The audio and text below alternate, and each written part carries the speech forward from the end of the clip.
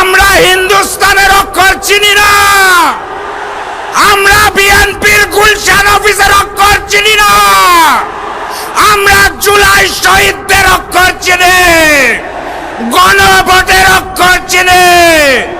গণভোটে যেই রায় এসেছে সেই অক্ষরে জুলাই সনদ বাস্তবায়ন করতে হবে। কথা ঠিক আছে তো নাকি?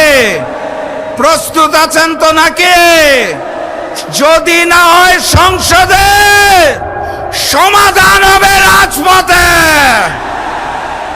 সংগ্রামী সাথী এবং বন্ধুগণ, আকাশে প্রচন্ড রোদ, প্রচন্ড তাপ। এই আকাশে কালো মেঘ দেখা যাচ্ছে, ছুটে আসছে ওই হিন্দুস্তান থেকে। অখণ্ড ভারতের স্বপ্ন দেখা হচ্ছে। ভারত থেকে নবনিযুক্ত হাই কমিশনার এসে অখণ্ড ভারতের গল্প শোনাতে চায় আমাদের। আমরা স্পষ্ট ভাষায় জানিয়ে দিতে চাই, আমাদের ভূখণ্ডের সিদ্ধান্ত 1947-এ হয়েছে, 1971-এ হয়েছে, 2024-এ হয়েছে। আমাদের স্বাধীনতা এবং সার্বভৌমত্ব নিয়ে ছিনিমিনি খেলার চেষ্টা করবেন না।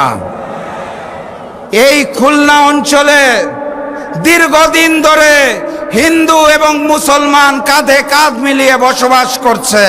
কোনো সমস্যা আছে?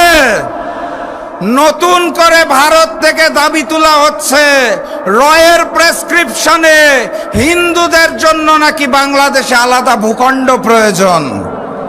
বাংলাদেশে হিন্দু মুসলমান কোনো ভেদাভেদ আছে? ভেদাভেদ আছে ওই ভারতে। ওখানে কুরবানি করতে দেওয়া হয় না, ঈদের নামাজ পড়তে দেওয়া হয় না। আমরা তো ভারতের 20 কোটি মুসলমানের জন্য আলাদা ভূখণ্ড চাই নাই।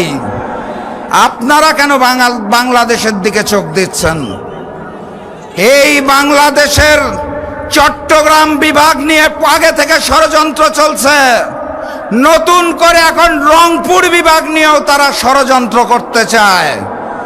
কথাবার্তা পরিষ্কার, আমার চট্টগ্রাম, আমার রংপুরের দিকে চোখ দিলে ওই হিন্দুস্তানের 7 সিস্টার চূর্ণ বিচূর্ণ হয়ে যাবে ইনশাআল্লাহ।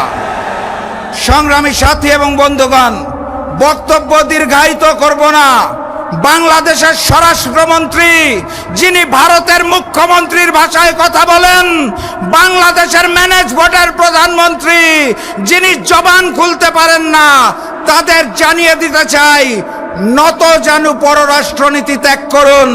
স্বাধীন সার্বভৌম বাংলাদেশের জন্য এবং গণভোট বাস্তবায়নের জন্য 11 দল রাজপথে নামবে এবং বিজয় ছিনিয়ে আনবে ইনশাআল্লাহ। প্রস্তুত আছেন? খুলনার বাঘেরা প্রস্তুত?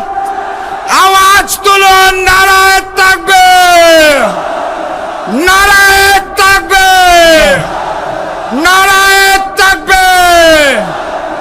দেখা হবে বিজয় ইনশাআল্লাহ।